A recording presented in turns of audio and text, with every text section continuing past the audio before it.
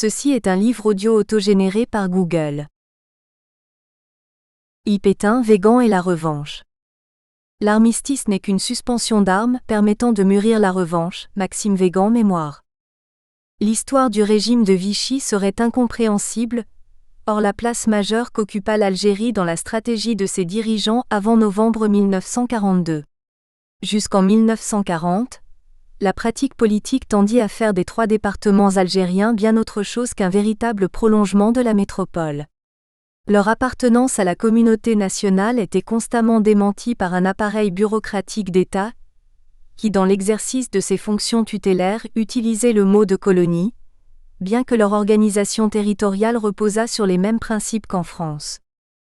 Dans la pensée administrative, l'Algérie représentait une périphérie lointaine et exotique.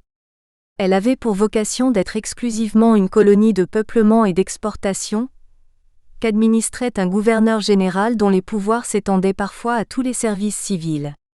Les délégations financières, ersatz d'assemblées parlementaires, votaient le budget de la colonie sous la surveillance tatillonne du gouverneur. Henri Vérola, rapporteur de la commission des finances en 1919, traduisait la confusion des esprits en déclarant « Notre colonie n'est que le prolongement de la France ». Le discours officiel sur la Première Guerre mondiale marginalisa la participation des quelques 175 000 soldats d'Algérie. Si leurs régiments furent parmi les plus décorés, ils n'entrèrent cependant jamais dans la mémoire collective. Ce n'était point grâce à eux, grâce aux importations massives de récoltes agricoles et à l'apport des travailleurs nord-africains venus soutenir la machine économique, que la France avait remporté la victoire. Ces poilus algériens, on ne les voyait pas, on ne pensait pas à eux.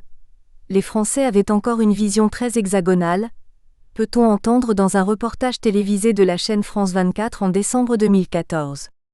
L'Algérie était assimilée, de fait et de droit, à une structure de rang inférieur justifiant une application adaptée et souvent restrictive des lois de la République. Avec la naissance du gouvernement de Vichy, le regard changea. Des impératifs économiques et des arrière-pensées militaro-nationalistes imposèrent une révision radicale des relations entre la mère patrie et l'Algérie.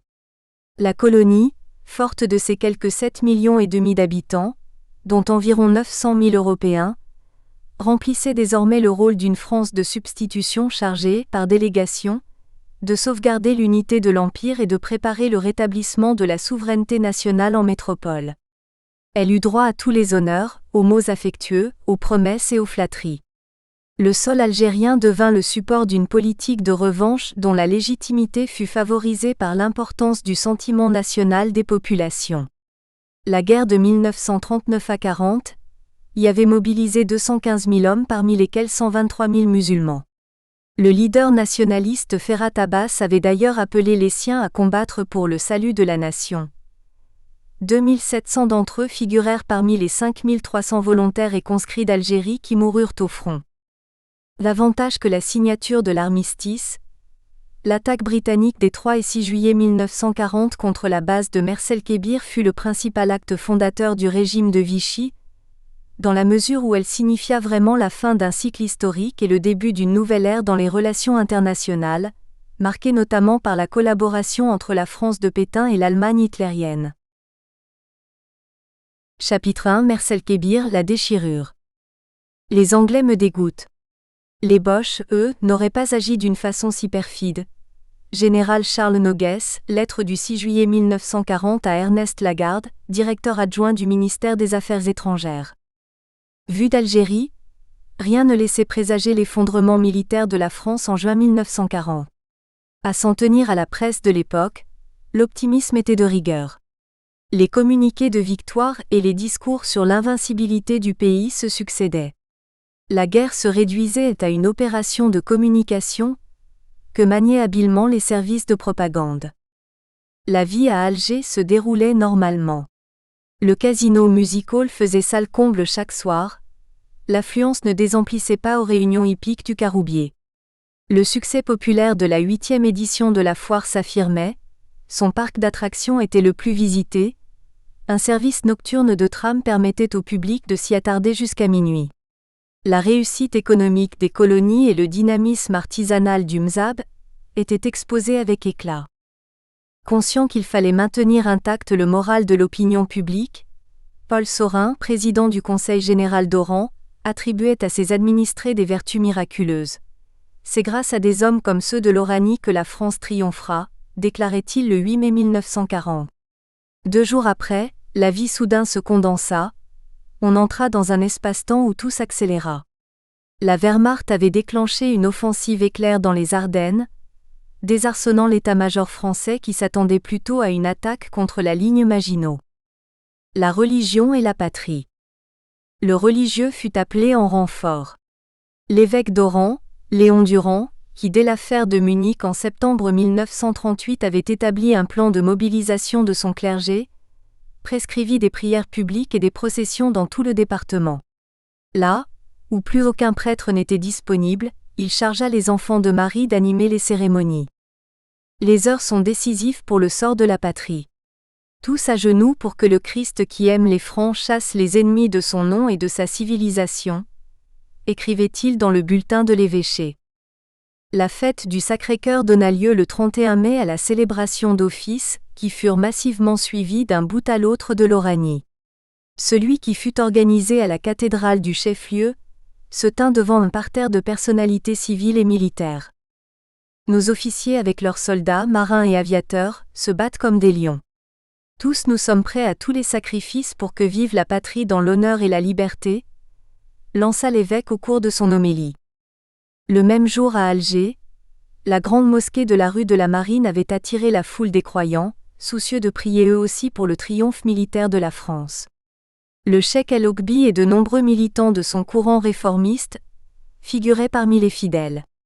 À l'initiative du chef religieux Ada Chantouf, dont l'influence politique s'étendait sur tout l'arrondissement de Mascara, la mosquée de Palikao vécut à l'unisson du pays. Les prières y furent suivies d'un appel à souscrire des bons d'armement. Un éditorial de l'Écho d'Alger traduisait l'état d'esprit de la communauté arabe, qui, dépassant ses rivalités internes, jouait la carte de l'unité nationale. Bien que le désastre fût inéluctable, la population restait persuadée du contraire. Elle ne possédait que des informations tronquées, filtrées au préalable par la censure. Gare aux auteurs de propos défaitistes, qui risquaient une condamnation pouvant atteindre 5 années d'emprisonnement. Aussi la consternation fut-elle quasi générale, lorsque le 17 juin à 12h30, le maréchal Pétain qui venait d'être nommé président du Conseil annonça à la radio qu'il faisait don de sa personne et qu'il sollicitait un armistice. La défaite fut ressentie comme une blessure personnelle pour chacun de nous. J'ai encore le souvenir du discours du maréchal. Sa voix, critiquée par la suite, était d'une gravité terrible. Nous l'avons écouté en famille, pendu au poste radio, avec une émotion qui a tiré les larmes de la plupart d'entre nous, témoigne le docteur Georges Planté-Longchamp dont les parents possédaient une ferme sur les hauteurs de Mersel-Kébir. Des soldats, qui attendaient impatiemment dans une caserne d'Oran l'ordre d'embarquer pour la métropole, se mirent également à pleurer. C'est qu'ils s'étaient trop longtemps imaginés, arrivant sur le front, et repoussant l'ennemi au-delà du Rhin. Les anciens combattants musulmans de Rélisane imitèrent la démarche sacrificielle de Pétain. Ils adoptèrent une motion signalant qu'ils faisaient également don de leur personne. L'angoisse du lendemain remplaçait l'insouciance. Presque partout on ignorait que le 18 juin, le général de Gaulle avait lancé sur les ondes de la BBC un appel à la résistance, prophétisant des jours meilleurs. On s'interrogeait. Quel sort le vainqueur réserverait-il à l'Algérie ? Le consulat espagnol d'Oran perçut le désarroi des populations et suggéra à son gouvernement d'intervenir militairement pour les protéger. « Je dois porter à la connaissance de votre Excellence », écrivait-il à son ministre Juan Becbédé, les dispositions favorables des Espagnols du département d'Oran et même des Français qui, devant la crainte d'une occupation allemande mais aussi des horreurs d'une évolution, renforcée par l'intervention indubitable que devrait commettre l'élément indigène irresponsable, sont arrivés à s'exclamer : pourquoi le général Franco n'envoie-t-il pas ses troupes pour nous protéger ? Trop d'incertitudes fit redoubler d'intensité la foi religieuse. En Oranie, les églises enregistrèrent de nouveaux pratiquants à l'occasion de cérémonies où plus que jamais l'on implorait l'intercession divine. Le nombre des communions s'envola, la récitation du rosaire fut proposée comme thérapie de groupe les 1er et 3e samedis de chaque mois, sans interruption de 6 heures du matin jusqu'à la même heure le dimanche. Coïncidant avec la suspension des hostilités, le 25 juin fut décrété journée nationale de deuil. Dans toutes les villes et villages d'Algérie, on se rassembla autour du monument aux morts avant d'assister à un office religieux. Résister ? Mais avec qui et comment ? Mais passés les premiers moments de stupeur et d'abattement, très vite on s'évertua à reprendre le dessus. L'esprit de résistance fit son chemin au sein de la société civile et militaire. Les noms du général Charles Noguès, commandant en chef des troupes nord-africaines, et de Marcel Pérouton, résident général à Tunis, furent évoqués pour prendre la tête du mouvement. L'entreprise paraissait cependant très chimérique. L'armée d'Afrique avait été vidée de ses meilleurs éléments pour la défense de la frontière alpine. Il n'y avait plus de DCA, plus de canons anti-chars, plus de tanks de fabrication récente, plus assez de munitions pour soutenir ne serait-ce qu'une journée de combat. En dépit de ce handicap, le gouvernement anglais préconisait l'installation en Algérie d'un gouvernement français partisan de la poursuite du combat. Il faisait notamment pression sur Noguès, estimant que le général de Gaulle qui s'était replié à Londres n'était pas suffisamment fort pour entraîner l'empire colonial français derrière lui. Les négociations qu'il entama tournèrent court en raison du revirement de Noguès qui, après avoir laissé entendre ses bonnes dispositions, fit comprendre le 24 juin à ses interlocuteurs qu'il n'était plus question d'établir un gouvernement à Alger puisque la convention d'armistice signée 2 jours auparavant excluait une quelconque occupation militaire de l'Afrique du Nord, ce qui dédramatisait la situation. Les Britanniques se rabattirent alors sur d'autres acteurs auxquels ils promirent des livraisons d'armes, par le truchement des autorités américaines. Les jeunes officiers et les hommes du rang sont favorables à la poursuite du combat, de même que la population civile dont une grande partie ignore encore les termes de l'armistice, écrivait le ministre anglais de l'Information Alfred Duff Cooper dans un rapport du 28 juin. À Alger, un comité de citoyens éminents a été constitué pour continuer la lutte. Il n'a reçu aucun encouragement des autorités civiles, mais Lord Dillon, un père irlandais, est en relation avec eux et il leur a transmis une offre américaine en armes, munitions, etc. Ces éléments restent décousus et inefficaces, à moins d'avoir un leader qui les commande. Si une autorité, unanimement respectée, se jette dans la mêlée et proclame avec énergie une politique de résistance, il ne manquerait pas de supporters. À défaut d'avoir Noguès et Pérouton de son côté, Duff Cooper suggéra au Premier ministre Winston Churchill un débarquement de troupes britanniques, canadiennes et australiennes au Maroc.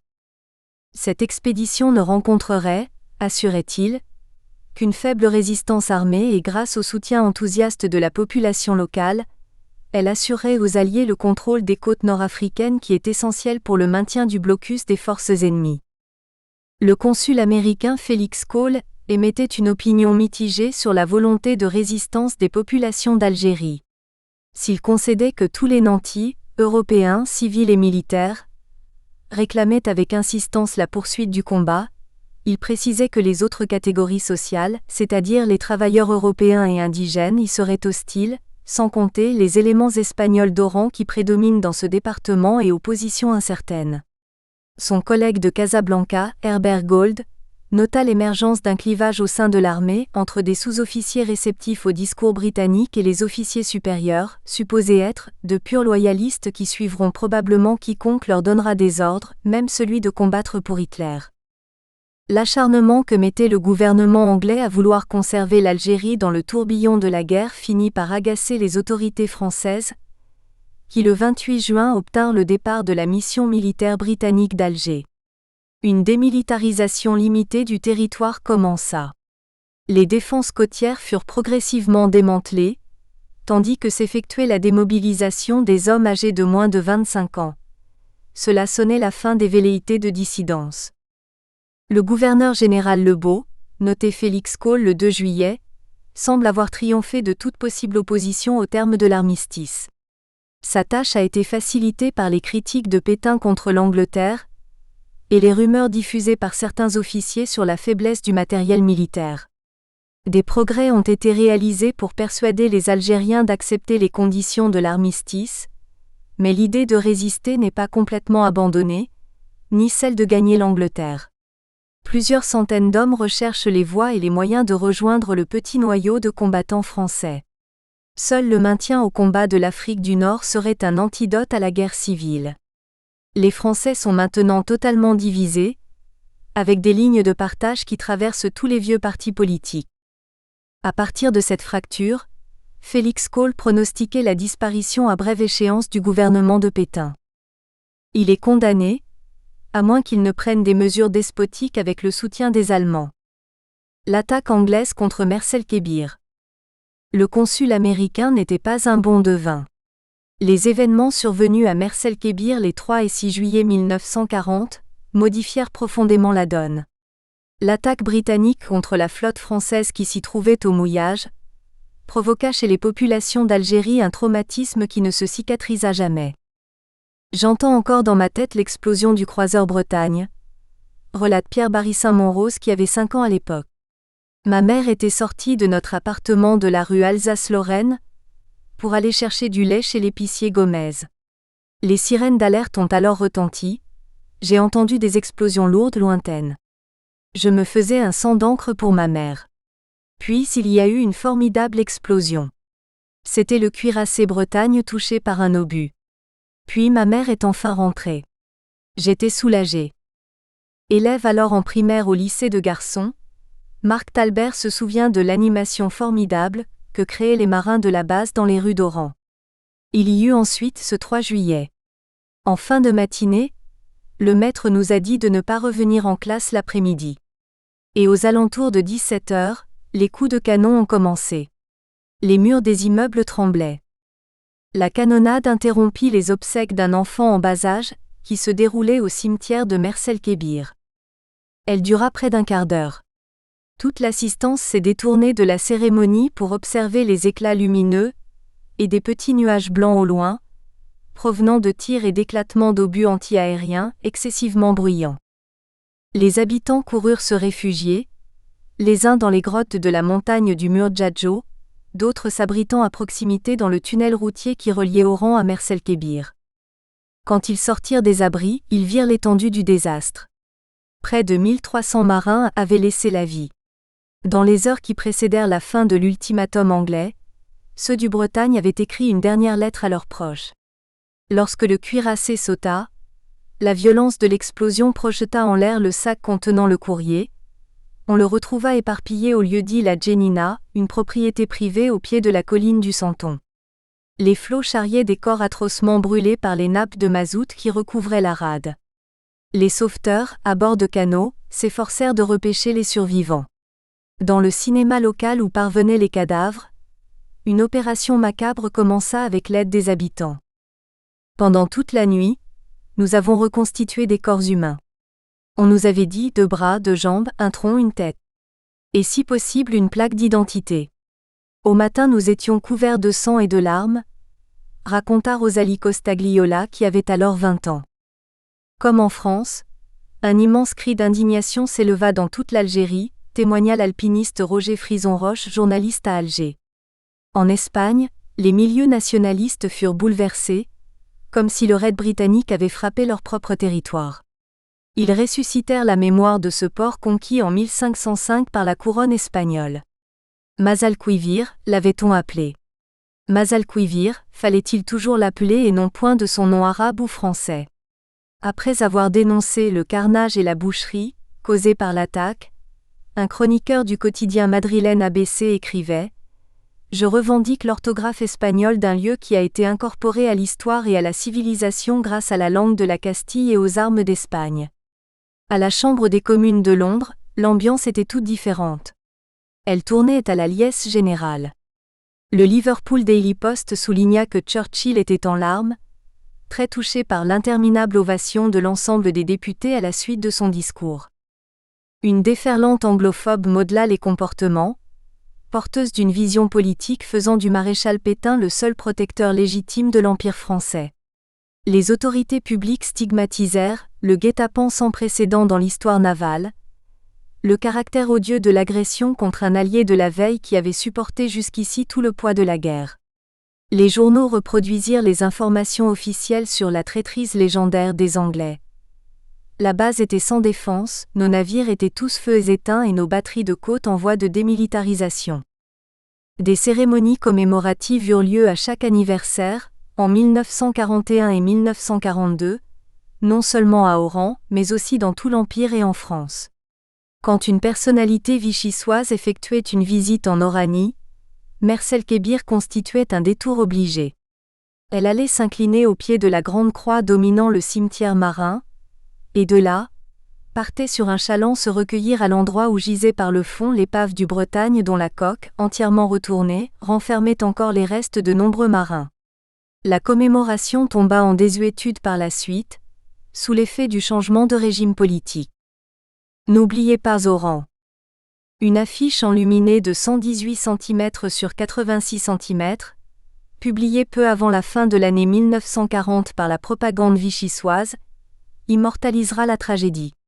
Sous le titre « N'oubliez pas Oran », elle montrait un marin désespéré surnageant dans une eau en furie et tenant à bout de bras un drapeau tricolore tandis qu'à l'arrière-plan se profilaient des navires en feu. Par arrêté gouvernatorial du 4 juillet 1940, l'écoute des radios étrangères fut désormais interdite en Algérie, sous peine de confiscation des postes TSF. Cela visait principalement la BBC que le général de Gaulle utilisait pour commenter les événements et justifier notamment l'intervention de la flotte anglaise. Des mesures de représailles frappèrent de nombreux ressortissants britanniques qui habitaient le territoire et qui furent placés en résidence forcée, soit à Frenda, près de Tiaret, soit à Flou où fut notamment relégué le vice-consul d'Oran John Franklin dont une source britannique disait qu'il n'était pas bien vu de la population et que ses supérieurs regrettaient sa nomination. Des équipages de navires marchands anglais et de la Royal Navy grossirent les camps d'internement de Laghouat, de Mecheria, d'Oran et d'Arzeu. Plus d'1 millier de matelots y furent retenus prisonniers. On en compta également une soixantaine regroupés à Sidi El Ayachi, un centre pour réfugiés en transit situé au sud de Casablanca et dont les conditions de séjour étaient relativement clémentes. La police française ignora intentionnellement certaines situations. Elle ne se montra guère curieuse de savoir pourquoi 2 officiers anglais, dont l'un s'était évadé d'un stalag, pouvaient circuler librement à Alger et festoyer en bonne compagnie au cabaret de Paris alors que leurs compatriotes faisaient désormais systématiquement l'objet d'une mesure de rétention. La commission italienne d'armistice s'en plaignit. Ces Anglais ne devraient-ils pas être en prison ? Ils ont une permission spéciale, répondirent les autorités françaises sur le ton de la boutade. Ils étaient en fait sous la protection du consulat américain, auquel les Britanniques avaient confié la défense de leurs intérêts depuis la fermeture de leur représentation à Alger. Le gouvernement de Churchill avait toutefois conscience de la détérioration de son image en Oranie. Même s'il se montra assez réservé, il accepta que les Américains, dans les tracts en français et en arabe qu'ils diffusèrent par avion sur l'Afrique du Nord en novembre 1942 à la veille de l'opération Torch, ne fissent aucune mention de la participation des Anglais. Une fois le débarquement réussi, il prêcha à ses troupes la plus grande prudence. Soldats et marins anglais furent invisibles dans les rues d'Oran pendant longtemps car très mal vus de la population, témoigne Marc Talbert. Puis fut amorcé un timide rapprochement. Le service photographique de la marine anglaise réalisa un reportage qui mettait en valeur la gentillesse et la cordialité de ses militaires. Les clichés représentèrent un officier réparant un poste de radio au domicile d'une famille oranaise, la fanfare du cuirassé Rodney donnant des concerts au Square Garbet, en plein centre-ville, ou bien des marins en bleu de travail devisant gaiement, à l'aide des mains, avec un vieux pêcheur de Merselkébir, lequel décontenancé au début par tant d'amabilité finissait par sourire. Le principal effet du ressentiment anti-britannique fut de resserrer les rangs autour de Pétain et de son gouvernement. C'est assez dire que nous ne portions pas les Anglais dans notre cœur, et que l'appel du général de Gaulle ne nous a pas enthousiasmés, d'autant plus qu'il s'opposait au maréchal Pétain reconnu comme chef légitime de ce qui était encore le gouvernement de la République, explique M. Planté-Longchamp. Un phénomène identique fut observé lors de la crise syrienne en mai-juillet 1941. La mainmise britannique sur les possessions françaises du Levant, avec l'aide d'un détachement gaulliste, renforça la popularité de Pétain. De retour à Alger en août 1941 après avoir combattu à Alep, les pilotes du groupe de chasse 3-6 étaient à la fois de fidèles pétainistes et des enragés anti-anglais. Ne pas croire que cet été-là les forces combattantes d'Algérie ont cessé d'être vichistes. LB toujours devant Laval et Darlan. Le maréchal jouit d'une cote intacte, confessa l'un d'eux. Au moyen de l'image, se développa la sacralisation de celui qui se présentait en sauveur de la patrie. Sur les murs d'Alger, apparurent d'immenses reproductions en couleur d'une photo du maréchal, étonnamment rajeuni, et portant sur sa vareuse la médaille militaire du généralissime. Le vote des pleins pouvoirs à Pétain le 10 juillet à Vichy fut approuvé par les 5 parlementaires d'Algérie qui avaient assisté à la réunion de l'Assemblée nationale. Les 7 autres n'avaient pu répondre en temps voulu à la convocation et furent répertoriés parmi ceux n'ayant pas pris part au vote. Ne plus penser à la guerre. Dans les grandes villes d'Algérie, l'opinion publique considérait que le conflit avec l'Allemagne était terminé, que l'heure était désormais à la reprise du travail et que la vie devait reprendre son cours normal. Sitôt démobilisés, médecins et chirurgiens dentistes faisaient connaître qu'ils rouvraient leur cabinet de consultation. Place aussi aux affaires.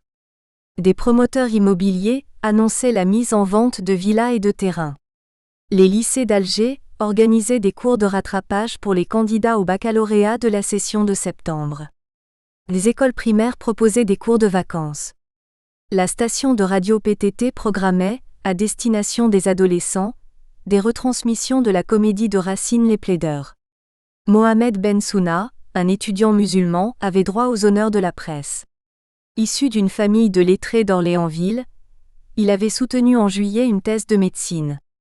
Le voici docteur avec les félicitations du jury. Paraît-il qu'une dizaine de ses condisciples, versant dans le romantisme révolutionnaire, rêvaient de déclencher le 1er octobre 1940 la guerre d'indépendance. C'est ce que certains d'entre eux affirmèrent un demi-siècle plus tard avec une pointe d'angélisme qui masquait une forte dose de vantardise. Se doutait-il que Vichy avait les moyens de réprimer violemment leurs coups de force ? À grands efforts de publicité, les clubs sportifs étoffaient leurs structures en vue d'attirer davantage de pratiquants, on inaugurait des épreuves officielles de natation pour débutants, on prévoyait d'ouvrir des écoles d'athlétisme d'où espérait-on sortirait une race saine et forte. Mais la guerre avait bouleversé le tissu économique. Par suite de l'interruption des trafics maritimes, beaucoup d'entreprises avaient dû licencier leur personnel. Pour remédier au chômage, les autorités lancèrent en août un programme de grands travaux d'un montant de 117 millions de francs. Les restrictions affectaient tous les secteurs de production. L'éclairage urbain était réduit par mesure d'économie. L'usage de l'essence était réservé au travail professionnel, ce qui n'empêchait point le recours à des combines.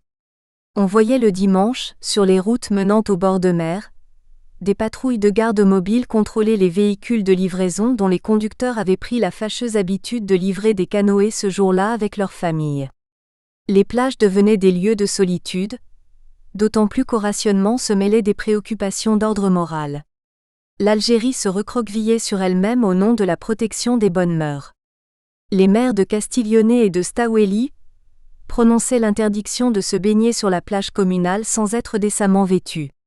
Le port du slip à la place du maillot était prohibé, tout comme était jugé répréhensible le fait de circuler dans les rues ou de s'attabler à la terrasse d'un café en simple tenue de bain. Autre signe du glissement des temps, la traque policière s'intensifiait à l'encontre de ceux qui vivaient en marge de la normalité ambiante. Des rafles étaient effectuées quotidiennement. Les musulmans, ou plutôt les indigènes comme on continuait à les appeler, étaient ciblés en priorité. Comme auteurs de la plupart des vols et des meurtres recensés, ils alimentaient les faits divers des journaux qui, à force d'empiler les indications sur le sordide, finissaient par accentuer les peurs. Cette démarche anxiogène coïncidait avec la publication des premières lois raciales d'octobre 1940, dont l'une privait les Juifs algériens de leur nationalité française que le décret Crémieux de 1870 leur avait accordée. Les nouvelles mesures apparaissaient comme des concessions faites au prétendu antisémitisme local, mais elles se présentaient surtout comme des gages donnés à l'Allemagne nazie pour la détourner d'une mainmise partielle ou totale sur l'Afrique du Nord.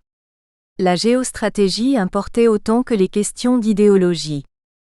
Dérogeant aux lois des nouveaux moralisateurs, la capitale Alger renvoyait l'image d'une ville soucieuse de reprendre le cours jouissif des années d'avant-guerre. Elle se mettait à scintiller et à vibrer. Elle retrouvait ses bruits, ses odeurs, ses lieux de plaisir, ses mœurs et son grouillement d'acteurs et de comparses qui sortaient de l'ombre avec l'espoir de ne plus y retourner. La cité refusait de s'enfoncer haineux accent aigu vérotiquement dans cette autoflagellation que colportait l'air du temps. Quand tombait le jour, c'était la ruée vers les terrasses des cafés, ou La Ferrière, au club, à l'hôtel Aletti où dînaient notamment les membres italiens de la commission d'armistice qui, aux grandes dames des autorités françaises, exigeaient que leur fût servi beaucoup de beurre frais. La rue Illy redevenait la version algéroise des Champs-Élysées. Deux mondes s'y côtoyaient, désireux de renouer avec le passé.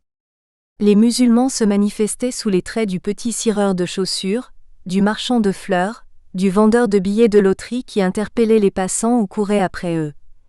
Les Européens déambulaient dans une atmosphère douce, les femmes vêtues avec chic s'attardaient aux devantures des magasins dont les stocks étaient loin d'être épuisés.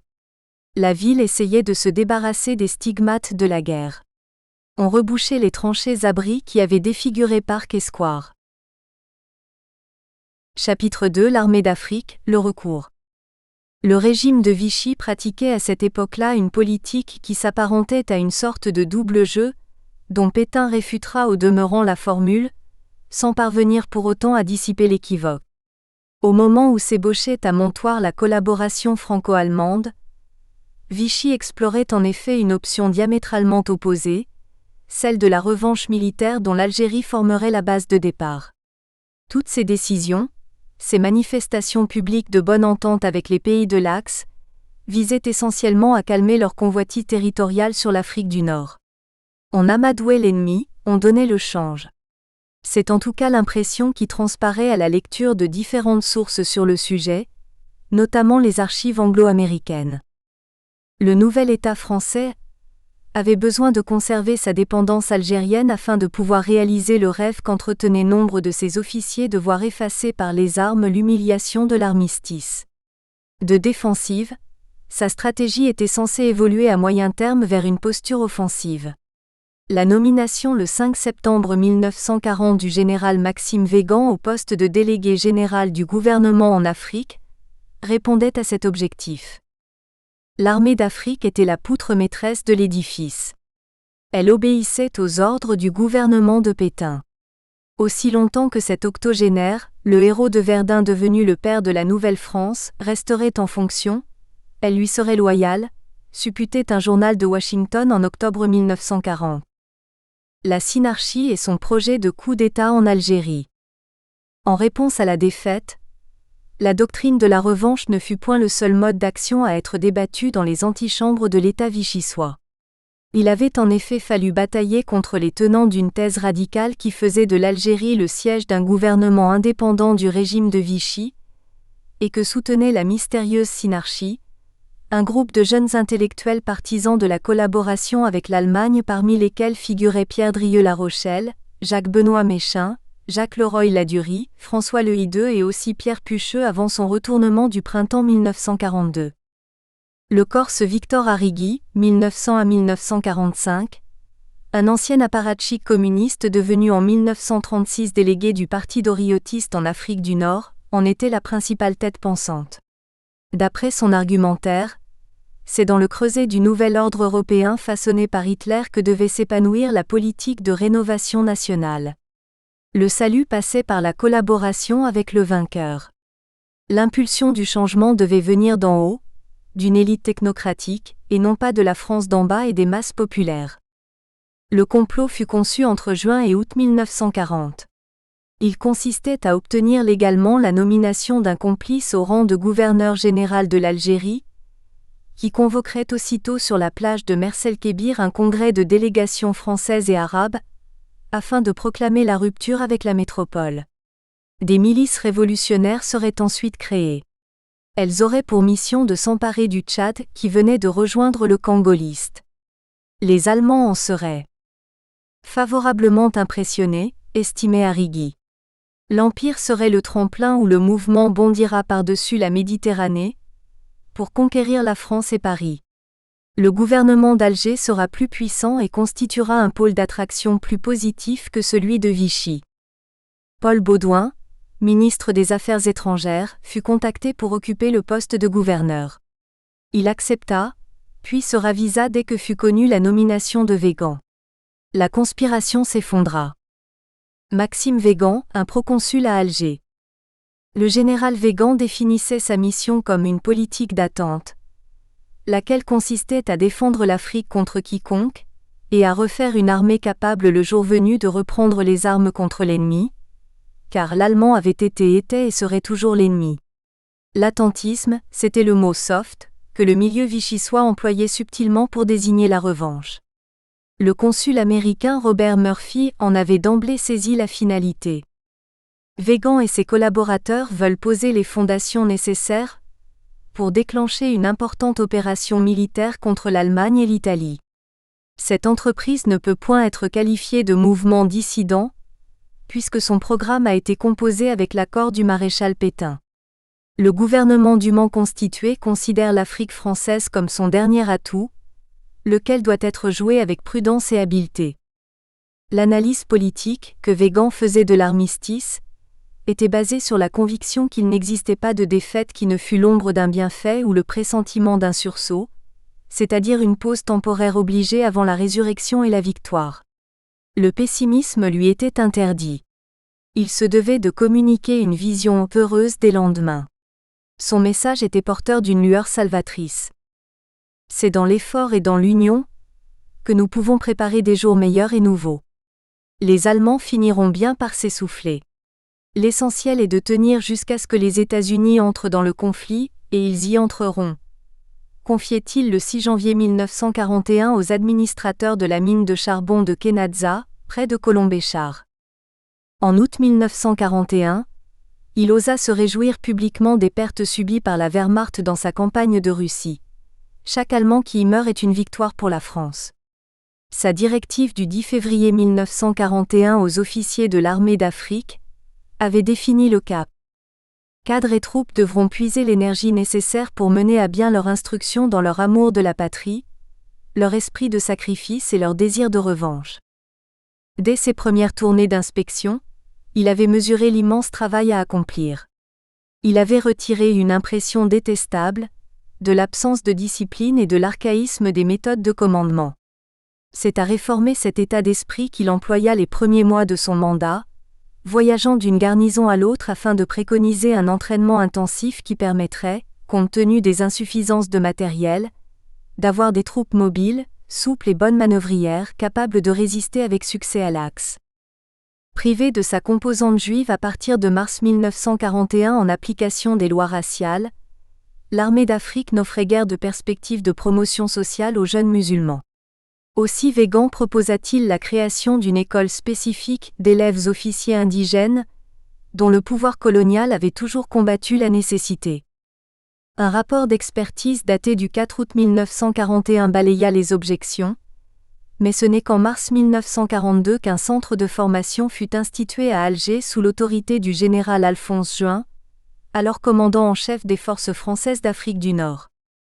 La popularité de Weygand. Weygand multiplia les actions de propagande, les commémorations, les discours patriotiques devant des auditoires sans cesse plus nombreux et plus passionnés. Il rassurait colons et indigènes qui craignaient d'être traités comme de simples pions sur l'échiquier des collaborateurs. Les pays de l'Axe commencèrent à s'inquiéter de cet emballement.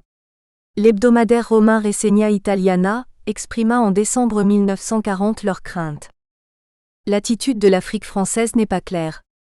Quelle est la signification de toutes ces cérémonies qui culminent avec des déclarations d'officiels, selon lesquelles la France n'a pas l'intention d'abandonner un seul pouce de ses possessions? Les photos sur l'arrivée de Weygand le 16 mars 1941 à Oran afin de présider la prestation de serment des légionnaires témoignent de l'immense popularité qu'il avait acquise. Tout au long du trajet menant de l'aéroport de la Sénia à la cathédrale, où était prévue la première cérémonie protocolaire, une foule compacte d'Européens et de musulmans s'était rassemblée. De chaque côté de l'avenue de Saint-Eugène et de la rue de Mostaganem, on la voit agglutinée sur une dizaine de rangs, acclamant le cortège. Sans doute le mystère auréolant la naissance de Végan, dont on pensait qu'elle serait d'origine princière, contribuait-elle à cette vénération. Mais quand il prit ses fonctions le 6 octobre 1940 à Alger, il n'était plus le chef glorieux au passé immaculé. Ses états de service étaient à présent écornés par la pire défaite qu'un commandant en chef subissait depuis la reddition de Sedan en 1870. Or, il y avait quelque chose dans son comportement qui le rendait proche de n'importe quel habitant d'Algérie. Sa sensibilité qui se nourrissait de la lecture de ses poètes favoris, les Musset et les Vigny, sa vie simple et frugale, son extrême sociabilité et cette façon si particulière qu'il avait de s'intéresser aux problèmes de chacun, tout cela abolissait les distances. De multiples témoignages attestent l'humanité de Végan. Il vivait toujours au plus près des gens, goûtant le contact direct avec le petit peuple des villes vers lequel il allait à la rencontre sans aucune escorte policière, pour s'informer de ses conditions d'existence, du prix auquel il payait le pain et les œufs, s'il avait des requêtes à formuler sur l'approvisionnement en pommes de terre ou en charbon. Que ce fût dans les ruelles grouillantes de la Casbah ou au marché Bastrana et Bastille d'Oran, qu'il visita de manière inopinée, c'était là qu'il pouvait mesurer le degré de sa popularité et la réussite de ses méthodes de gouvernement. On l'accostait facilement, commerçants et ménagères devisaient avec lui, on le questionnait sur une imposition excessive, il promettait de s'occuper lui-même du dossier, puis il poursuivait son chemin entouré d'une cohorte dépenaillée de badauds fiers de se trouver auprès de lui. Au lendemain de ses sorties, les articles de presse s'attardaient sur les liens étroits et chaleureux que le généralissime avait su nouer avec les habitants. Il est bien là, face à face avec le peuple. Et ce peuple oublie ses préoccupations. Végan est venu jusqu'à lui. Le peuple a repris confiance, lit-on dans l'Écho d'Alger du 4 septembre 1941 à propos de la visite de la Casbah. Le commentaire du chroniqueur n'avait rien d'excessif. Car à la même époque, était émis un document porteur de la même tonalité. Au terme d'une enquête de 8 jours dans le Constantinois où dominait nettement la communauté arabe, les vice-consuls américains John Boyd et John Knox rédigeaient en effet un rapport qui montrait le fort attachement des populations locales, musulmanes et européennes, à la personne de Végan pour s'être préoccupé du bien-être de chacune d'elles et de leur gagne-pain. Les faits rapportés contrastaient avec le portrait au vitriol que le camp collaborationniste brossa de son pire ennemi à l'intérieur du système vichysois, irascibilité et froideur étant les principaux défauts qui lui furent imputés. Quand Végan rejoignait le matin à bord de sa Buick son poste de commandement au palais d'hiver, il y faisait toujours son entrée sous les acclamations d'une foule d'indigènes rassemblés devant le portail. Chacune de ses apparitions aux actualités filmées soulevait des salves d'applaudissements dans les salles de cinéma. La sobriété caractérisait ses méthodes de travail. Nul apparat, nul décorum dans son bureau, seule une photo de Foch était accrochée au mur. Il avait horreur de la bureaucratie et de la paperasserie. Il donnait ses ordres par téléphone, et immédiatement à l'autre bout du fil ceux-ci étaient exécutés sans besoin d'une confirmation écrite. Dans chaque officine, on percevait une nouvelle et fraîche atmosphère, rapporta le reporter américain Sam Dashiell lors de sa visite au Palais d'hiver au printemps 1941. Malgré ses 73 ans et sa petite taille, Végan exerçait une véritable fascination. D'après un fonctionnaire des services économiques qui fit partie de l'entourage, une sorte de magnétisme se dégageait de sa personnalité. Il charmait quiconque l'approchait tant il avait de fougue et de conviction.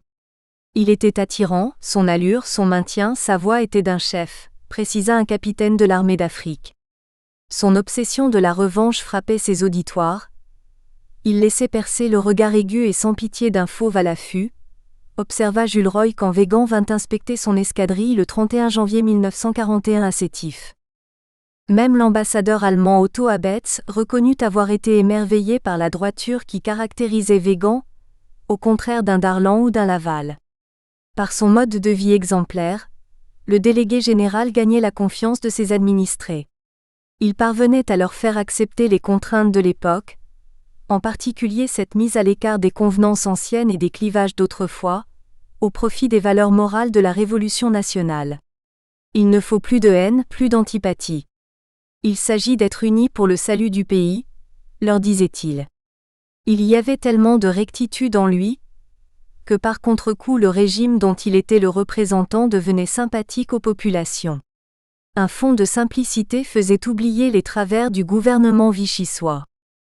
La villa des Oliviers, que Végan avait patiemment restaurée sur les hauteurs d'Alger afin de pouvoir y habiter avec sa femme et son officier d'ordonnance Roger Gasser, ne désemplissait pas de visiteurs qui l'invitaient à déjeuner. Végan avait en effet institué une tradition qui consistait à recevoir à sa table tous ses collaborateurs les uns après les autres. Comme la délégation générale comprenait une trentaine de personnes, cela faisait un déjeuner par mois pour chacune d'elles. L'Algérois Jean Lacquière, petit-fils d'un général et futur avocat que Végan avait attaché à son service, s'en souvint. L'accueil y était très simple, dans un cadre familial. Étaient présents Madame Végan et surtout son fils Jacques, alors capitaine. Après le déjeuner, le général et son invité se retiraient dans un petit salon pour boire un café. C'était un moment d'intimité. Si nous avions à l'entretenir d'un problème personnel, nous attendions cette invitation pour le faire. Comment briser le blocus britannique ? Cette image de chef affable et courtois qui accompagnait Végan facilita ses contacts avec le consul américain Robert Murphy. Tout dans leur culture et leur carrière séparait les deux hommes.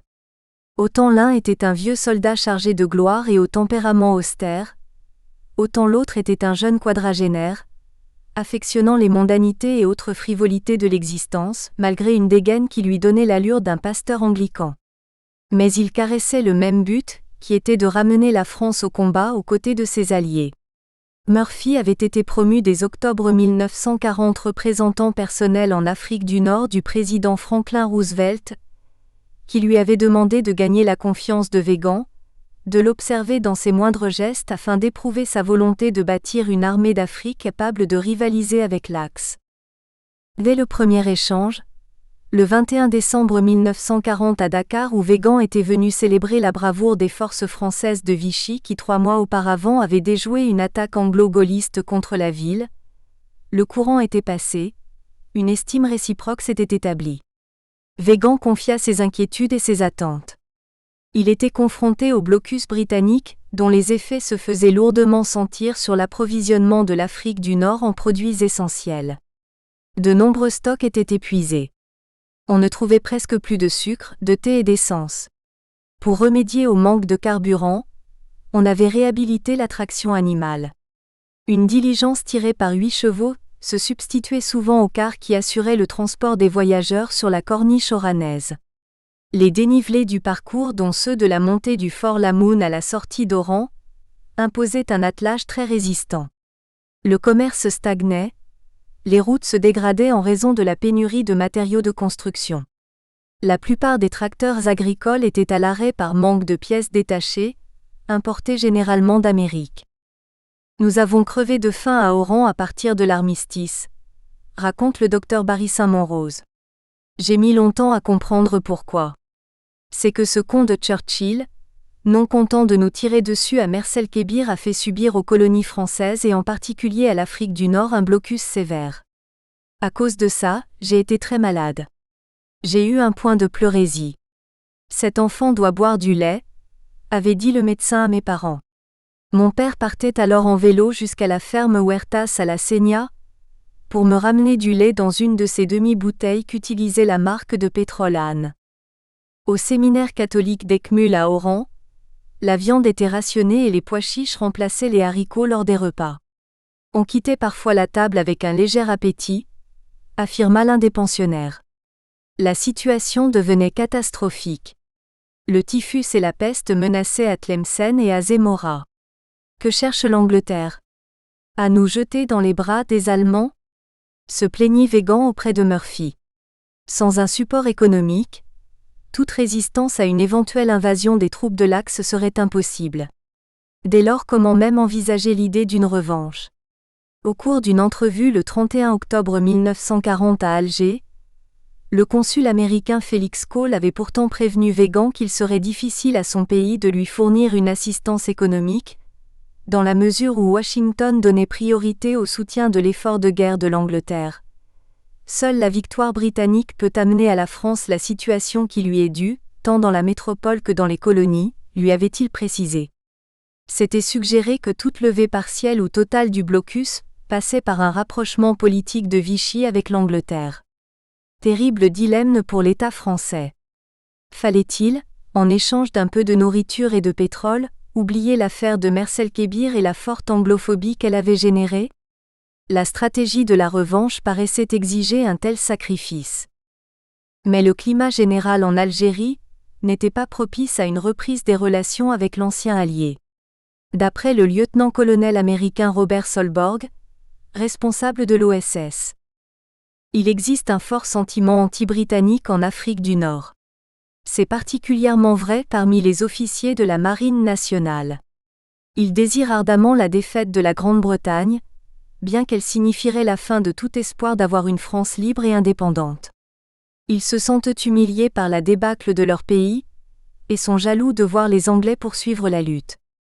Jouant les incendiaires, la censure militaire autorisa en novembre 1940 la diffusion à l'échelle mondiale d'une dizaine de clichés réalisés par les photographes de la Marine nationale lors du raid sur Mercel-Kébir et montrant l'horreur, notamment des cadavres de marins entassés sur le pont d'un navire échoué.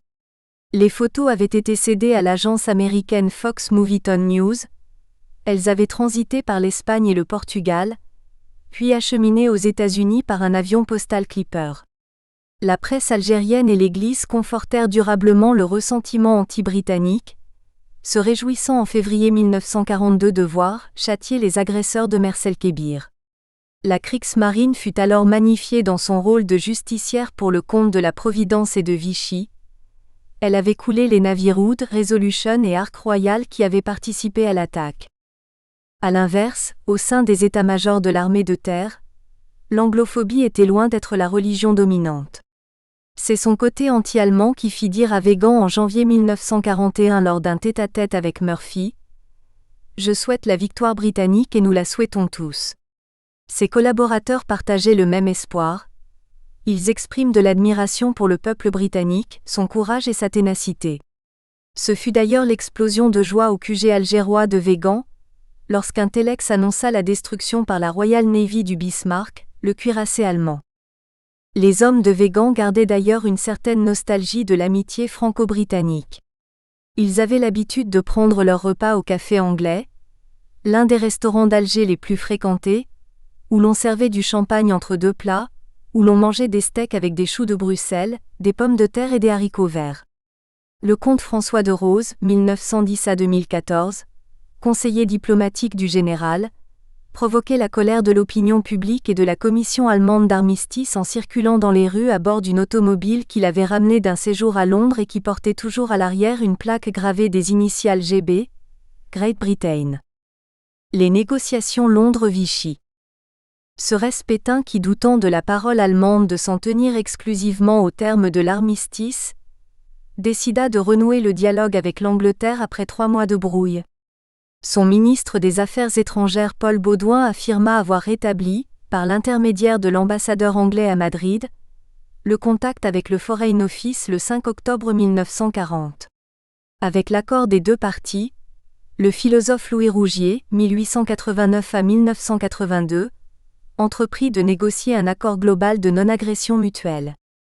Selon des documents d'archives britanniques, des conversations secrètes se déroulèrent à Londres les 23 et 24 octobre 1940. Rougier exposa à Churchill et Lord Halifax, secrétaire du Foreign Office, les préoccupations de Pétain qui demandait aux Anglais de renoncer à toute nouvelle attaque contre l'empire colonial français, car cela offrirait un bon prétexte aux Allemands pour envahir l'Afrique du Nord. Il recommandait aussi que De Gaulle fût neutralisé et envoyé sur un théâtre d'opérations lointain, par exemple la Grèce ou l'Égypte. En contrepartie, le régime vichysois s'engageait à ne point conclure de paix séparée avec l'Allemagne, et à ne lui céder aucune base navale ou aérienne dans ses possessions nord-africaines. Un petit mémoire rédigé en grande partie par le Foreign Office et annoté de la main de Churchill fut remis à Pétain le 8 novembre 1940. Il résumait l'état des discussions. Pétain jubila. Il imaginait la tête de De Gaulle, si celui-ci découvrait les tractations. L'étude d'un volet économique avait été envisagée. Yves Châtel, directeur général de la mission Végan, avait attiré l'attention de Rougier sur la nécessité d'obtenir de la part des Anglais des livraisons de charbon à destination de l'Algérie. Mais la question fut renvoyée à des pourparlers prévus début 1941 à Madrid, lesquels capoteront. En plus de Rougier, le diplomate canadien Pierre Dupuis, 1896 à 1969, servit d'intermédiaire entre Vichy et Londres. Agissant à l'initiative du Foreign Office, il rencontra à 2 reprises Pétain. La deuxième fois le sera en compagnie de Darlan qui se montrera déterminé à résister aux pressions allemandes pour l'utilisation de plusieurs bases, affirmant même que si l'édite pression devenait trop forte, il inviterait l'Angleterre à s'emparer de ces bases. Churchill comptait tirer profit de ces discussions. Il lorgnait lui aussi sur l'Algérie, son but étant d'y installer un corps expéditionnaire avec l'aval de Vichy. Par le canal de la diplomatie américaine, il proposa fin décembre 1940 à Pétain une aide militaire britannique chiffrée à une demi-douzaine de divisions sous réserve toutefois que le maréchal et ses ministres consentissent à se réfugier à Alger. Les experts militaires de Végan exprimèrent leur scepticisme. Ils pensaient que les Anglais n'étaient pas plus capables en 1941 d'aider efficacement l'armée d'Afrique qu'ils ne le furent en mai 1940 à l'égard de la métropole. La négociation finalement tournera court. De Gaulle sera la pierre d'achoppement. Les Anglais refusèrent de satisfaire la demande de Vichy, pour que fût retiré tout soutien à l'homme du 18 juin. Pétain en avait fait le préalable à un accord. Dépité par le refus de Churchill, il déclara à l'amiral William Leigh, l'ambassadeur américain à Vichy, « Aussi longtemps que les Anglais toléreront De Gaulle et ses activités, il ne pourra y avoir de bonne compréhension entre eux et nous. De Gaulle, c'est une vipère que j'ai réchauffée dans mon sein. » Végan courtisé de toutes parts. À défaut de rallier Pétain à ses vues, le gouvernement britannique gardait l'espoir de convaincre Végan dans la mesure où c'était lui qui détenait les clés de la situation en Afrique du Nord, celui qui était selon la formule d'un journal américain, le plus apte à devenir le vrai dictateur de la France. Tout au long de l'automne 1940, on avait observé un assouplissement de l'attitude des médias britanniques. Ils avaient d'abord émis un jugement négatif sur la nomination de Végan, estimant que Vichy l'avait mandaté dans le but exclusif de persuader les populations algériennes du bien fondé de la politique de collaboration. Mais au fil des semaines, la tonalité des éditoriaux changea. C'est que la rumeur enflait depuis les États-Unis sur le jeu anti-allemand, auquel se livrait Végan.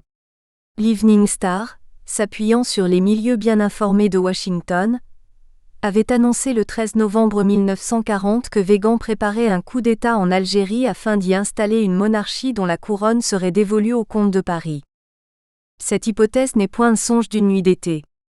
Végan est un homme déterminé. Il commence à voir que l'Axe n'est pas invulnérable. Il veut jeter son armée contre cet ennemi, terrasser les troupes du maréchal Graziani qui se sont retranchées en Libye. Le magazine Life abonda dans le même sens. Il est possible que Végan procède à l'indépendance de l'Afrique du Nord vis-à-vis de Vichy, ce qui porterait un coup sévère au pseudo-gouvernement français et handicaperait les pays de l'Axe, écrivait-on dans son édition du 25 novembre 1940. La presse anglaise emboîta le pas. Végan, qu'on disait pourtant anti-britannique, priez maintenant pour notre victoire, prétendait un journal de Newcastle. Une feuille de Chester enchérissait qu'il s'opposerait furieusement à tout accord de paix avec l'Allemagne. Dans une émission diffusée le 18 décembre 1940, la BBC dressait le portrait d'un généralissime regrettant ouvertement d'avoir cessé le combat trop tôt et se tenant disposé depuis Alger à rallumer les hostilités. Un journaliste de Birmingham introduisit une pointe de soupçon dans ce concert d'éloges. Il voyait Végan comme le mystery man de l'époque, un personnage énigmatique au pouvoir considérable avec son armée d'Afrique. La formule traversa les océans jusqu'en Australie, où l'on se demanda, notamment sous une photo de la place du gouvernement à Alger, dans quel camp se rangerait l'Afrique du Nord, une fois que le mystery man l'aurait préparé à faire face à toutes les éventualités. Churchill tenta d'établir des contacts avec Végan. Il lui envoya des émissaires qui lui parlèrent de la cause commune, sans parvenir toutefois à lui arracher une réponse encourageante. Il n'était pas seul à le courtiser. Les principales puissances faisaient alors les yeux doux au proconsul d'Alger, rivalisant de promesses et de gentillesse. Les États-Unis avaient délégué Robert Murphy, leur consul à Vichy, afin de sonder le terrain. Les Allemands étaient aussi sur les rangs. Ils commençaient à s'agacer de l'attitude impénétrable de Weygand, des projets de sécession que la presse anglo-saxonne lui prêtait. Des agents spéciaux de Berlin seraient venus discuter avec lui du futur de la France et d'une collaboration amicale franco-allemande une fois acquise la reddition anglaise. Des représentants du gouvernement franquiste le rencontraient fréquemment pour évoquer les relations entre leurs armées coloniales qui se tenaient sur le pied de guerre de part et d'autre de la frontière des deux protectorats marocains. Weygand n'apprécia guère l'image de chef séparatiste qu'on lui prêtait et qui risquait de mettre, lui et Pétain, dans une position délicate vis-à-vis de l'Axe. Son administration recevait par semaine environ 350 revues et journaux anglais et américains, qui dans leur très grande majorité s'ingéniaient à l'opposer au maréchal. Un officier censeur était spécialement détaché pour les lire, et lui présentait ensuite chaque jour une sélection d'articles. Dans une interview accordée en décembre 1940 à Marrakech à l'américain Jay Allen, 1900 à 1972, correspondant en France de l'agence Alliance, il voulut couper court aux rumeurs. « Ma mission est sciemment mal interprétée aux États-Unis, dit-il. L'orientation que prend la propagande anglo-américaine au sujet de ma venue en Afrique me déplaît. Ce que je conteste dans cette propagande, c'est de vouloir insinuer qu'il y a un manque d'harmonie entre la politique du maréchal Pétain et la mienne.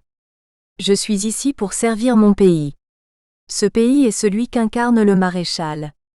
Il n'y a pas d'autre France. Il n'y en a qu'une seule. Ma mission est de maintenir l'unité interne de l'Afrique française et son union avec la métropole. Le général Weygand et le maréchal Pétain ne forment qu'un. Le sud algérien sous la menace d'attaque britannique. L'Algérie tint constamment en éveil le gouvernement anglais, jusqu'en novembre 1942. Sa position géographique en faisait une porte d'entrée vers l'Afrique subsaharienne, notamment vers les régions du Sahel.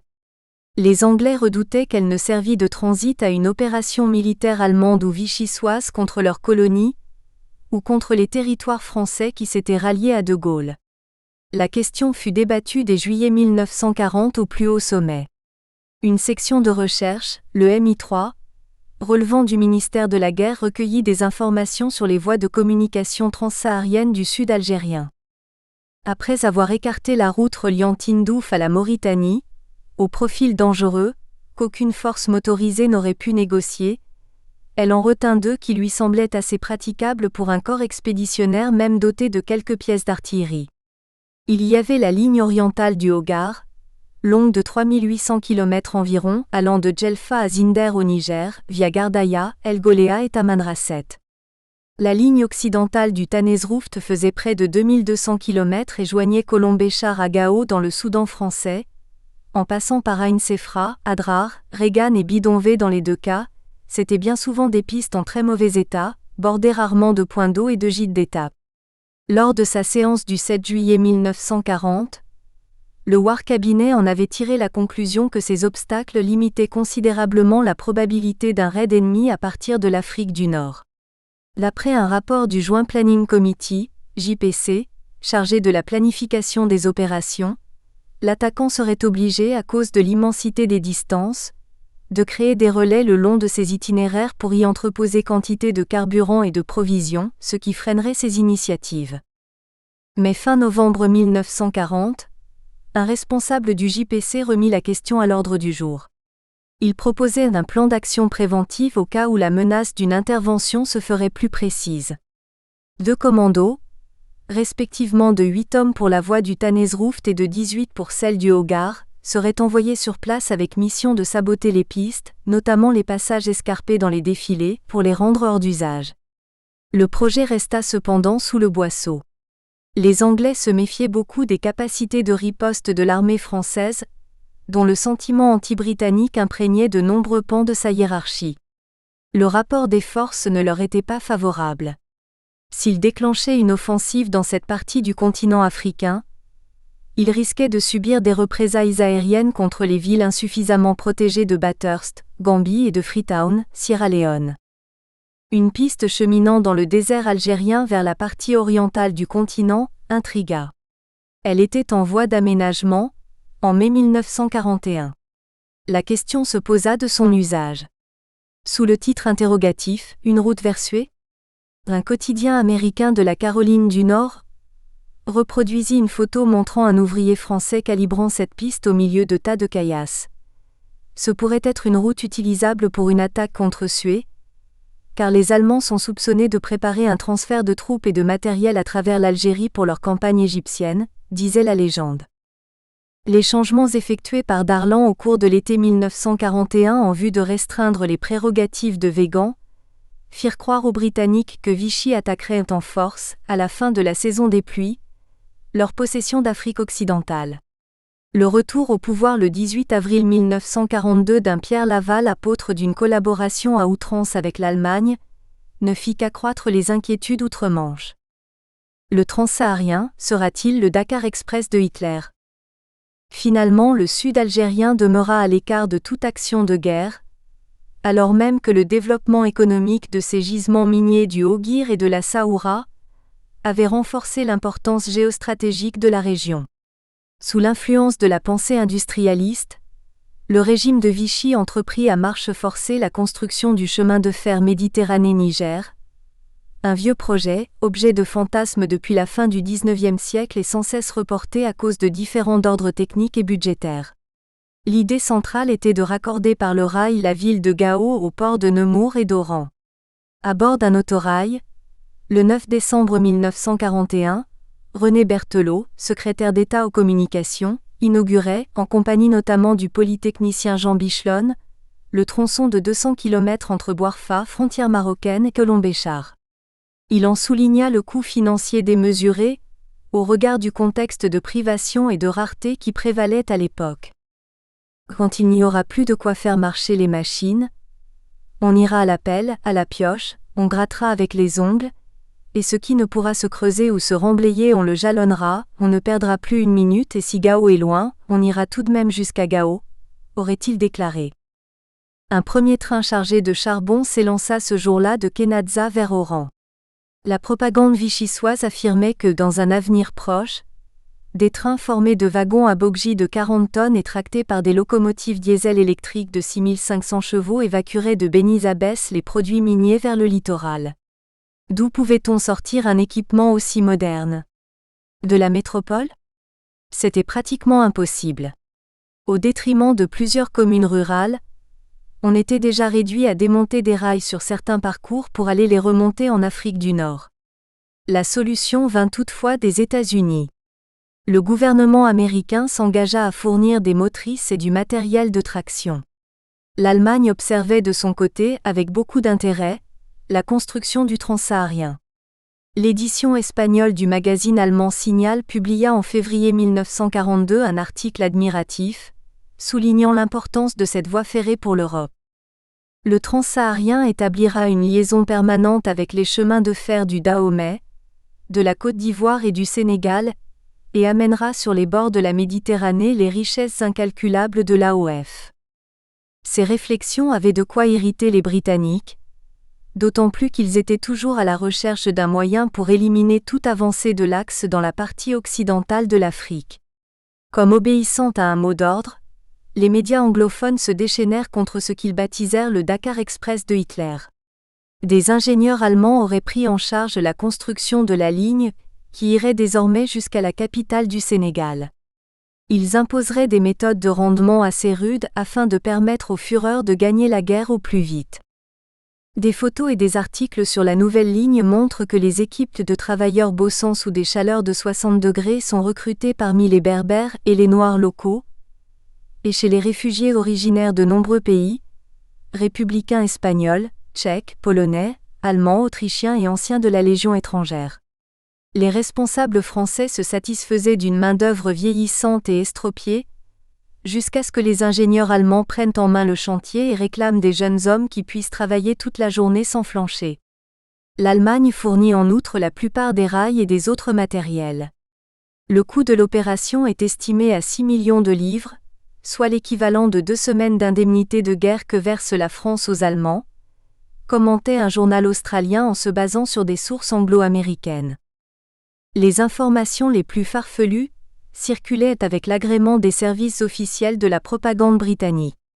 Les Allemands auraient déjà pris le contrôle d'Oran et de ses voies de communication vers le Maroc et le Sahara. La ville constituerait la meilleure base pour nous déloger de la Méditerranée occidentale, soutenait un autre quotidien.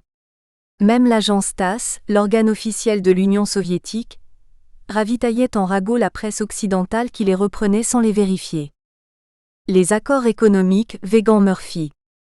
Faute de s'entendre avec l'Angleterre, il ne resta plus à Vichy qu'à saisir la main tendue des Américains. Roosevelt, en visionnaire d'une guerre qui tôt ou tard finirait par être mondiale, avait immédiatement saisi l'occasion de s'attirer les bonnes grâces de l'État français en jouant le rôle du bon samaritain que Churchill refusait d'endosser. Son ambassadeur Leahy ne mit pas longtemps à séduire l'aréopage vichysois. Il fut entouré de multiples prévenances par Darlan et Devin, persona gratissima auprès de Pétain et de tout le petit monde de Vichy. Le ministre des Affaires étrangères Paul-Émile Flandin avait donné en décembre 1940 toute liberté d'action à Murphy, pour s'enquérir sur place en Afrique des besoins en vivres, produits pharmaceutiques et carburants, qui éventuellement pourraient faire l'objet d'un troc contre des livraisons de matières premières. Weygand était pour sa part, déterminé à payer au prix fort l'aide américaine. « Je suis prêt à vous donner toutes les garanties que vous désirez », affirmait-il à Murphy. « Qu'est-ce que votre gouvernement souhaiterait ? D'avance, je suis d'accord si vous créez une commission de contrôle. Vous avez ici vos consulats. Vous savez ce que d'ordinaire nous consommons. Je peux vous donner ma parole d'honneur que tout ce que vous nous enverrez sera consommé sur place. J'espère que ma parole a encore une valeur. » Murphy et Weygand signèrent le 26 février 1941 à Alger un accord prévoyant la vente par les États-Unis de produits de première nécessité. Le paiement serait effectué en dollars. Darlan chiffra les besoins immédiats de l'Afrique du Nord. Il s'élevait notamment à 30 000 tonnes de sucre et 60 000 tonnes de charbon. Pour s'assurer que conformément à l'une des clauses du contrat aucun produit livré ne serait réexporté vers la France, le département d'État constitua un réseau de 12 vice-consuls américains, parfaitement bilingues en français. En réalité, ceux que l'espionnage allemand surnomma les faucons, eurent pour principale activité de se mêler aux populations locales et d'y recueillir des renseignements d'ordre militaire et politique. Le baroudeur Leland Round, ancien pilote de l'escadrille Lafayette, et le businessman Ridgway Brewster Knight, qui couvrait l'Oranie, firent une ample moisson d'informations au cours de voyages effectués, parfois à bicyclette, à l'intérieur des terres, notamment à Mascara et d'autres lieux reculés de l'Atlas, repérant les voies de communication et réalisant des croquis de nombreux ouvrages d'art tels que ponts et barrages. Les relations se forgèrent, qui débouchèrent sur des amitiés durables et parfois sur des intrigues sentimentales. Knight tomba amoureux de son informatrice Ingrid Nilsson, 1915 à 1986, une jeune Norvégienne de 26 ans qui était la nièce de Trygve Lie, futur secrétaire général des Nations Unies, et l'époux de Pierre Smadja issu d'une famille juive oranaise. C'était une beauté scandinave d'une grande élégance, on restait sans voix quand on la voyait, elle était de grande taille, sa démarche était pleine de grâce, écrivit-il. Elle se sentait malheureuse à cause de son mariage, coincée qu'elle était entre son éducation luthérienne et le conservatisme moral de sa belle famille. Emporté par l'atmosphère dissolvante de l'époque, Knight oublia de son côté qu'il était marié à Betty, une fille de la société huppée de Boston, et que de leur union 3 enfants étaient nés. À Vichy, on n'ignorait rien de l'étonnant comportement de ces diplomates qui se convertissaient, au contact des populations, en bonimenteurs et colporteurs de bonnes nouvelles sur la puissance industrielle et militaire des États-Unis. On les accueillait comme des ambassadeurs de la prospérité, des envoyés de la Providence. Ils étaient reçus dans tous les lieux de pouvoir, au palais d'hiver et au GGA. Ils rassuraient les responsables sur le soutien indéfectible des États-Unis. L'Algérie devenait américanophile avant même d'avoir été envahie, selon le mot de Benoît Méchain. Et Pétain semblait approuver l'évolution des mentalités, en parfaite connaissance de cause. L'Angleterre s'offusqua du succès diplomatique de Washington. Elle exigea d'avoir aussi ses propres observateurs pour surveiller l'application de l'accord, puis se mit à le torpiller en refusant aux cargos français les navisaires, dérogation au blocus. Ainsi fut maintenu aux Bahamas le navire français Scheherazade, qui devait convoyer les premiers approvisionnements. Les Américains furent déconcertés. Ils avaient beau invoquer l'urgence humanitaire. Les Anglais répondaient invariablement qu'ils ne versaient pas dans le sentimentalisme. Ils ne voulaient point se laisser attendrir, leur mot d'ordre était « Rien pour Vichy et ses populations d'Algérie ». Ils iront jusqu'à dire que l'intérêt général exigeait de maintenir l'Afrique du Nord dans un état d'extrême pauvreté tant qu'elle ne rejoindrait pas les Alliés dans la lutte contre l'Axe. Pire encore, ils doutaient de la capacité de Weygand à protéger la région, et pensaient qu'il fallait le contraindre à accepter des troupes britanniques ou américaines sur le sol algérien. Churchill, dans son discours radiodiffusé du 9 février 1941 et publié dans une multitude de journaux à travers l'Amérique, avait clairement laissé entendre que, grâce au bombardement du port italien de Gênes, la Royal Navy venait très probablement de faire échouer un projet d'occupation de l'Algérie par un corps expéditionnaire de l'Axe. La rupture avec Weygand était désormais totale. Assez coutumière de jugements lapidaires sur les hommes de Vichy, l'Angleterre le considérait en mai 1941 comme très anti-britannique et n'étant point l'homme de la situation, alors que 4 mois auparavant, Churchill l'avait gratifié d'un affectueux « Mon cher général Weygand » dans un courrier qu'il lui avait fait parvenir à Alger. Le sabotage des clauses de l'armistice. Pourtant, d'entrée de jeu, Weygand s'était préoccupé de connaître auprès de Murphy les conditions d'une assistance militaire américaine. D'après un rapport du secrétaire d'État Cordell Hull, Weygand a non seulement sollicité notre coopération pour l'achat et la livraison en Afrique du Nord d'un certain nombre de marchandises destinées à des fins locales, mais il a également demandé l'achat et la fourniture de munitions afin de rendre plus efficace sa résistance à une invasion allemande ou à celle d'une autre puissance. Depuis le 22 janvier 1941, des indiscrétions avaient filtré dans la presse britannique, faisant état du désir de Weygand d'être approvisionné en armes par les États-Unis. L'armée d'Afrique était assurément loin de posséder un équipement performant. Son appareillage était digne des soldats de Bugeaud. De plus, les clauses de l'armistice l'avaient affaibli en imposant le démantèlement de ses principales unités et le transfert aux vainqueurs de quantités de matériel. La liste de l'armement qui fut dissimulé au contrôle de l'Axe est impressionnante en ce qui concerne les fusils, 75 000, les cartouches, 26 millions, les obus de mortier, 314 500 et les camions, 6 000, mais elle est piteusement dérisoire pour ce qui est des automitrailleuses, 25, et des chars D'.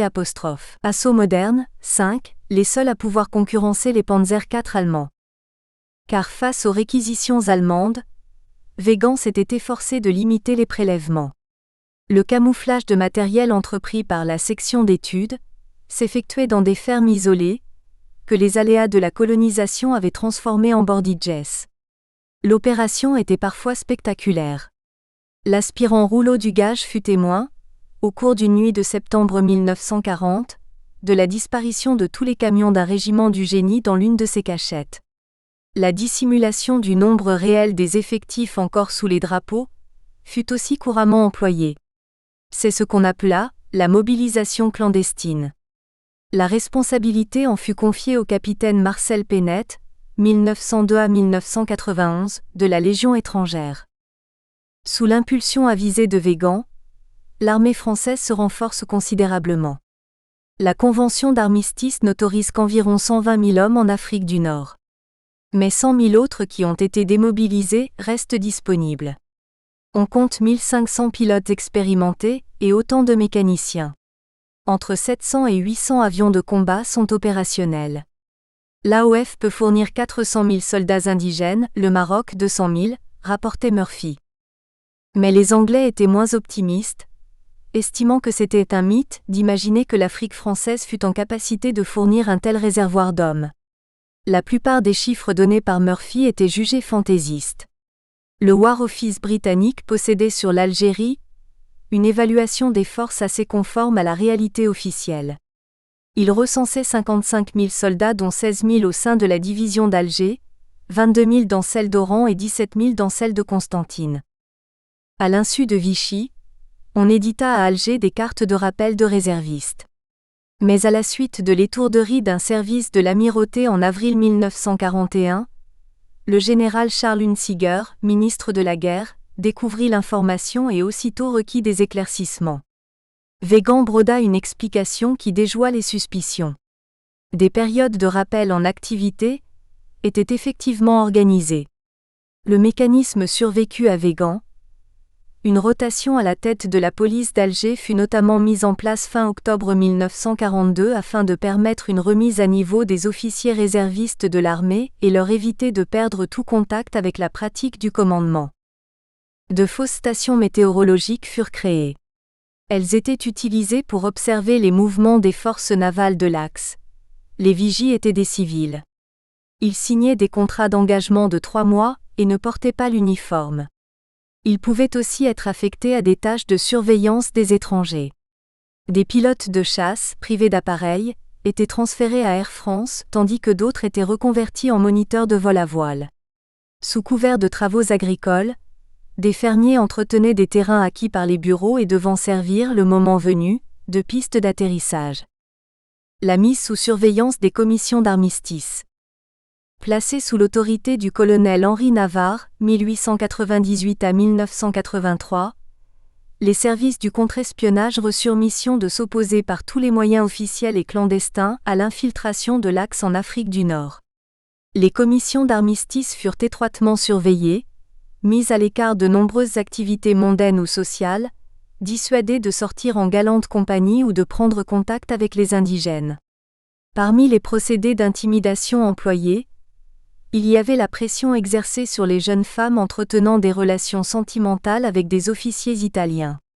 Une douzaine d'entre elles, dont la fille du président algérois de la Légion des combattants, furent tondues en juin 1941 sur ordre de la police secrète. Il arrivait aussi que les malles contenant les effets personnels des contrôleurs fussent confisqués au prétexte qu'elles contenaient des uniformes destinés aux nationalistes arabes. Les missions d'inspection de l'Axe ne pouvaient s'effectuer qu'accompagnées d'un chaperon, en l'occurrence un officier français. Les Italiens prenaient toutefois la vie du bon côté. Ce qui les intéressait avant tout, c'étaient les femmes, les restaurants et la plage. L'administrateur civil Charles Kleinknecht, 1915 à 2002, qui exerçait ses fonctions à Zemora en 1942, se souvint de la visite que lui fit l'un d'eux, un haut gradé sanglé dans un uniforme impeccable, venu vérifier le contenu d'un dépôt d'armes. Une farce se mit en place. Les clés du dépôt restèrent introuvables. Impossible d'y accéder. L'Italien ne s'en offusqua point. Il ne songea même pas à fracturer la porte. Visiblement il s'en foutait, se contenta d'admirer les beaux arbres et les géraniums qui entouraient le jet d'eau de notre bassin pour s'exclamer « Quelle belle verdure !» puis de faire un tour de principe des bâtiments, déclarer qu'il reviendrait et repartit comme il était venu, sans insister et sans avoir pu vérifier les 25 fusils Lebel et les munitions dont nous étions effectivement détenteurs. À la suite de leurs investigations, les commissions furent convaincues qu'il n'y avait en Afrique du Nord que 80 000 hommes de mobilisés, dont la moitié en Algérie. L'affaire prit une tournure cocasse en juin 1941 à Alger, où, conformément aux clauses sur les prélèvements de matériel, une vingtaine de délégués allemands procédèrent à la saisie d'un millier de véhicules qu'ils juguaient apparemment en bon état de marche. Un officier de l'Axe félicita d'ailleurs les responsables français pour le soin qu'ils avaient apporté à l'entretien technique. Mais sitôt débarqué à Tripoli, une grande partie de ce parc motorisé se révéla hors d'usage. Il avait été manifestement saboté dans les entrepôts algériens, ce qui entraîna une violente protestation des Allemands de Libye contre leurs compatriotes d'Alger accusés de laxisme dans leur contrôle. Les Britanniques qui trouvaient toujours à redire de la politique de Weygand s'indignèrent de ces livraisons de matériel pourtant endommagées, et conclurent que le délégué général penchait de plus en plus vers la collaboration. Simultanément, la presse anglophone déclencha une campagne des plus féroces contre les relations franco-américaines. On y suggérait l'idée que de fanatiques collabos détenaient le pouvoir en Afrique française, et que l'aide économique prévue par les accords de février tombait entre les mains des Allemands. L'éditorialiste anti-vichysois André Géraud, alias Pertinax, qui travaillait pour une chaîne de journaux nord-américains, dénonça à longueur d'articles la naïveté supposée des Alliés. S'appuyant sur des rapports des services secrets britanniques, il perpétua leur hantise que Vichy ne facilita le passage, sur ses territoires coloniaux, de plusieurs divisions motorisées de l'armée de Rommel vers la Libye. En avril 1941, une étude du Daily Telegraph londonien, reprise par plusieurs périodiques australiens, mettait à mal la position américaine, donnant ainsi plus de vigueur aux rumeurs de livraison de caoutchouc et de café depuis les ports algériens vers l'Allemagne. On utilisait à dessein des mots qui jetaient la suspicion sur la politique revancharde de Weygand. On prétendait qu'il dénonçait mollement les concessions faites par Vichy à l'Allemagne. Le matraquage utilisait des raccourcis historiques pour dénigrer la ville d'Alger, en insinuant qu'elle avait repris les habitudes de gangster de ses anciens maîtres barbaresques, notamment ceux qui au début du XIXe siècle défièrent le blocus des grandes puissances de l'époque. Elle est à nouveau la cité des pirates, titra un journal. Et de prédire que cela ne durerait pas, car les conditions qui prévalaient en 1941 étaient identiques à celles qui avaient conduit en juillet 1830 à la capture de la ville par un corps expéditionnaire français. L'Angleterre n'a prêté jusqu'ici qu'un œil aux échanges économiques entre la France et l'Afrique du Nord, mais il semble qu'Alger soit devenue une base d'où partent des marchandises importantes vers les industries d'armement allemandes. Sa position actuelle de capitale des forceurs de blocus rappelle son rôle dans le passé lorsqu'elle était au centre d'une entreprise encore plus grave, celle des trafiquants d'esclaves. Les Français libres participaient à la diabolisation. De Gaulle, en tournée à Alexandrie le 7 avril 1941, dressa un tableau alarmiste de la situation en Algérie. Dans un appel radiodiffusé aux populations françaises d'Afrique du Nord, il les priait de renverser le régime vichysois du général Weygand, les informant qu'elle ne disposait que de quelques jours pour échapper à la tutelle allemande. Malgré le harcèlement médiatique, les États-Unis maintinrent leur confiance à Weygand. « Nous ferons tout pour sauver Weygand, et s'il doit se battre avec nous, De Gaulle devra devenir son subordonné », déclara le secrétaire d'État Cordell Hull à l'ambassadeur britannique le 21 mai 1941. Murphy se porta caution de la loyauté de son associé. Dans un télégramme à Washington en septembre 1941, il rappela que Weygand ne faisait qu'exécuter les conditions de l'armistice et que, s'agissant des autres accords liant Vichy à l'Axe, il y mettait une certaine mauvaise volonté puisqu'il justifiait par exemple le retard dans l'approvisionnement en blé et en vin de la Wehrmacht par un tas d'excuses telles que l'absence de moyens de transport, une mauvaise récolte, un risque de famine des populations indigènes. De surcroît, il y avait son opposition à toute augmentation de l'effectif des commissions d'armistice et son implacable rigueur contre les éléments arabes qui pactisaient avec les Allemands, et qu'il faisait parfois fusiller. Weygand avait d'ailleurs avisé Vichy, dans un rapport du 3 mars 1941, des mesures préventives qu'il avait déjà prises pour lutter contre l'ingérence allemande.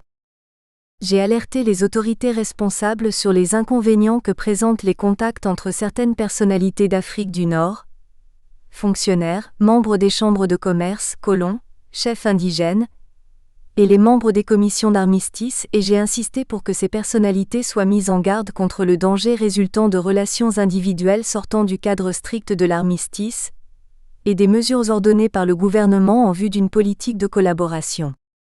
En second lieu, j'ai prescrit aux autorités de mettre immédiatement hors d'état de nuire, par application des mesures administratives légales, éloignement, mise en résidence surveillée, expulsion, tout individu entretenant avec les commissions d'armistice des relations suspectes, et sur lequel on aurait acquis la simple preuve morale qu'il sert à un titre quelconque d'agent de renseignement ou de propagande. Il est en effet extrêmement rare qu'il soit possible d'acquérir sur des relations de cette sorte des preuves suffisantes pour qu'une action judiciaire puisse être engagée, et attendre de telles preuves équivaut à ne rien faire. J'ai en troisième lieu donné des instructions pour que dans le cas où la preuve matérielle de cette activité au bénéfice des puissances ex-ennemies aurait pu être découverte, la répression intervienne énergiquement et immédiatement. Le gouvernement britannique, impassiblement, balayait tous les arguments favorables à Weygand. Il en vint à accuser Murphy de fermer les yeux sur la duplicité de Vichy. Nous sommes très déçus. Nous espérons que vous avez apprécié cet aperçu. Pour continuer à écouter ce livre audio sur Google Play Livres, utilisez le lien dans la description de la vidéo.